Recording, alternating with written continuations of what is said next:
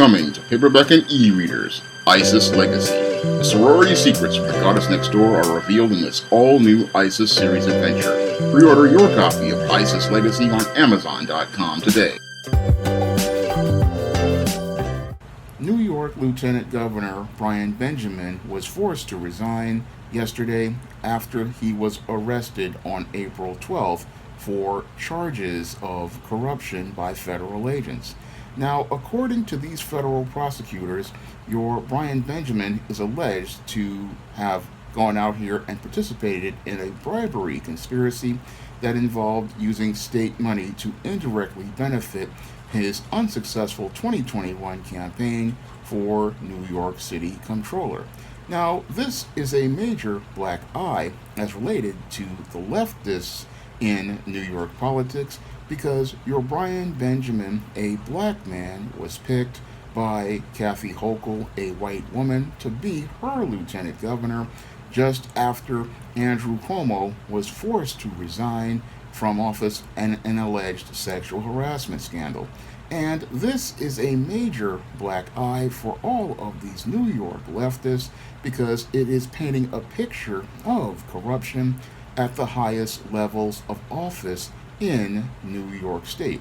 And what happened here to your Brian Benjamin is what happens when white supremacy decides to break a toy. Now, your Brian Benjamin was basically, I believe, picked by your Kathy Hochul to be the lieutenant governor because he allowed her to be able to try to win the black vote by being a black male empty suit. But this empty suit decided to fill himself in his position as related to political power, and he was thinking that he could go out here and move in New York's political streets the same way a white man could in New York's political streets. And that was the big mistake that your Brian Benjamin made, because in the system of white supremacy, a black bootlick is only allowed to make certain moves, and those are the moves that are approved by his white slave masters. And the mistake that your Brian Benjamin made as related to his position was not knowing his role in the system of white supremacy. And because he did not know his role in the system of white supremacy, he thought he could go make some power political moves and try to go out here and make some of these backdoor deals where he would go out here and try to steer these government grants in exchange for straw man donations, the same way possibly some of these white politicians do. But white supremacy does not allow black politicians to go out here and make power moves, because under the system of white supremacy, only white politicians are allowed to make power moves, and they don't want any black politicians out here who are their bootlicks going out here and making moves without the master. So what's happening here to your Brian Benjamin is a twofold thing here. One, he is being punished for going out here and violating the rules of a black bootlick, and white supremacy is punishing him for going out here and not following their orders. So white supremacy is breaking one of their toys to make an example out of him, and basically they want to send a message to the rest of the black bootlicks, like your Eric Adams and other black bootlicks in the New York State Legislature, and others like Letitia James, that if you get out of line, this is going to be your fate. So that's the first thing that white supremacy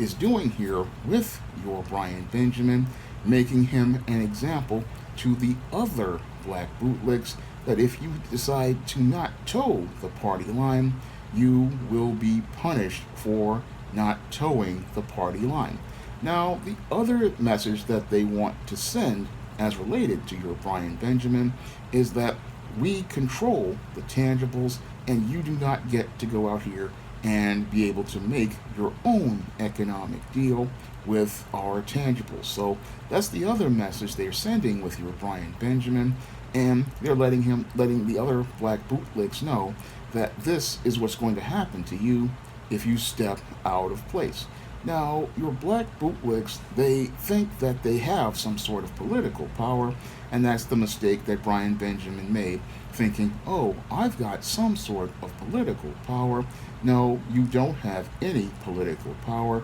Basically, when you're a black bootlick, you are there for a symbolic purpose, and that's basically what Brian Benjamin was. He was meant to be a symbolic token of so-called diversity so that the Hochul administration could appear not to be racist because they went out here and have a black man as the lieutenant governor passively to persuade the NPC black voters to continue voting straight down a blue ticket, but aggressively. This person was supposed to go out here and be a yes man and a rubber stamp who just did what he was told. But your Brian Benjamin, again, made the mistake of thinking he could go out here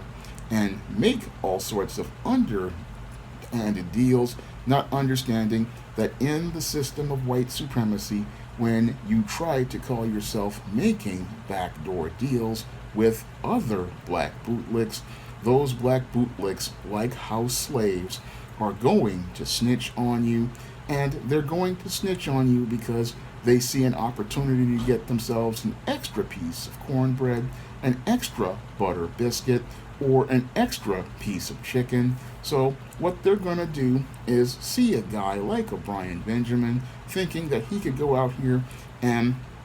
make all sorts of side hustles and deals, and what they did was make a deal for themselves at the expense of your Brian Benjamin. So your Brian Benjamin is learning a hard lesson about the subtle politics transpiring around a black politician, and that lesson is that when you make a compromise with white supremacy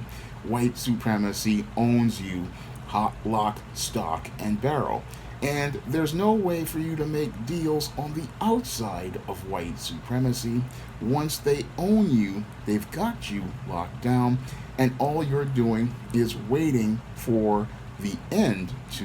be coming, and it being an ignominious end, because at the end of the day, when you make a deal with white supremacy, the end is always with you winding up being broken. Because like Professor Black Truth has said in numerous videos,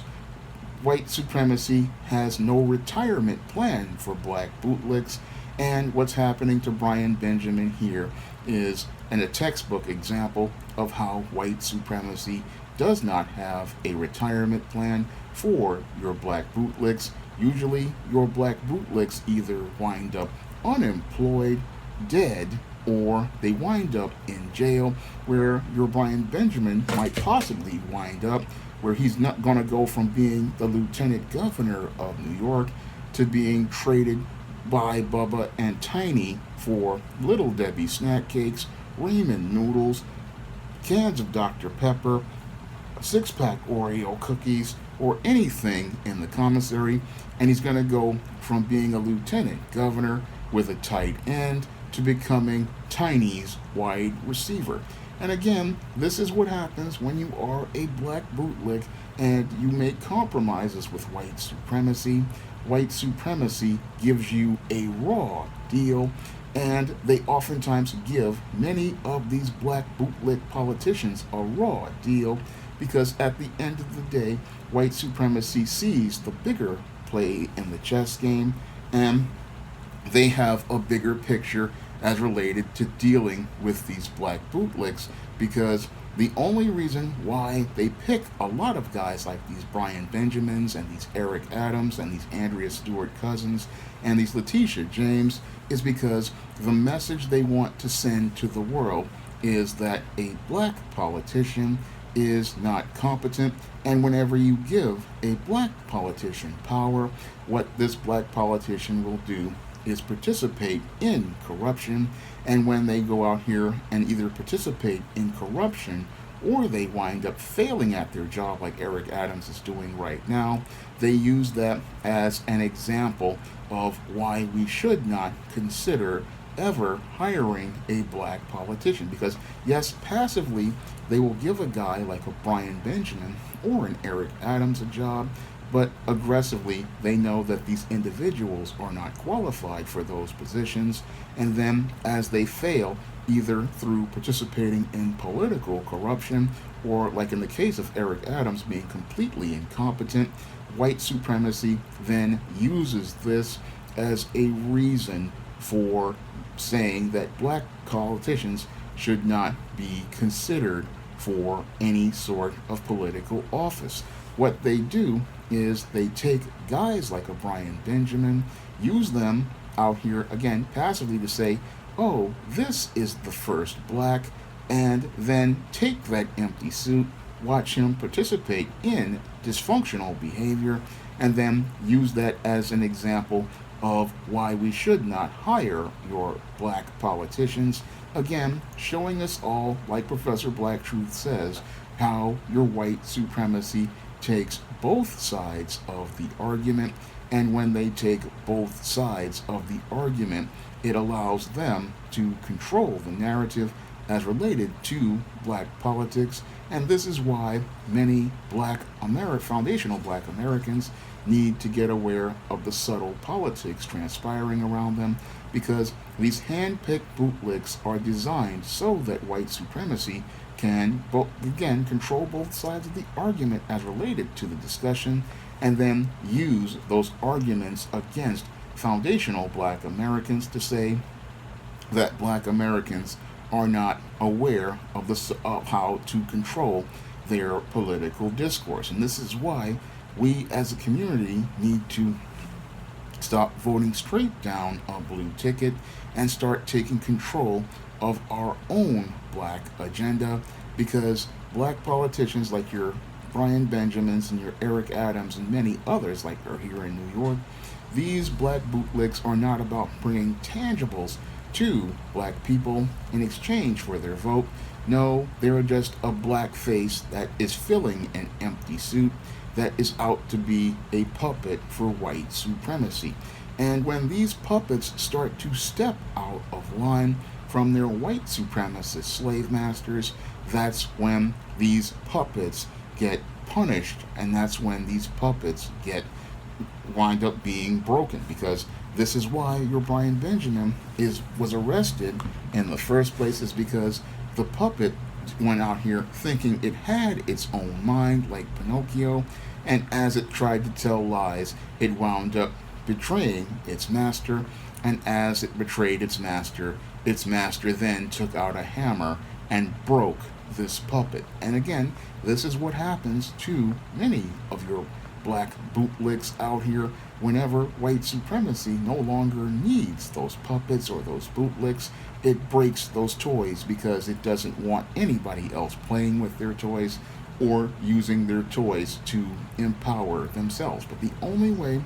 black people can empower ourselves is to walk away from these different politicians and focus on getting our own tangibles. And the only way we get our own tangibles is if we have our own agenda and we have our own candidates that we pick. And again, this is about us understanding that we have to walk away from these hand-picked black bootlicks, because these black bootlicks are out to make deals for themselves and not bring anything tangible to us, foundational black Americans. So the lesson here with Brian Benjamin is that when you are a bootlick, you think you have some sort of power, but at the end of the day, white supremacy is the one who has the power when you submit to them. And when you make that deal with the white supremacist, you have made a deal to be their slave. And once you try to wander off their plantation,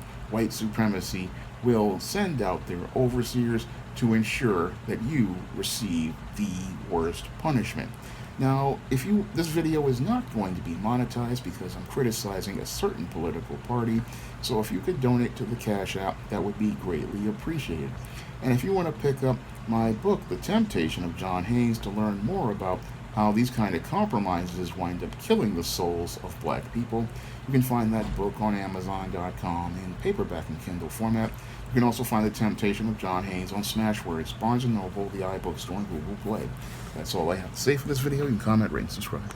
Coming to paperback and e-readers everywhere, E-Steam Horror of the Hyena Woman. Hell's aspiring angel takes on a wicked werewoman in this action-packed, all-new E-Steam series adventure. Pre-order your copy of E-Steam Horror of the Hyena Woman on Amazon.com today.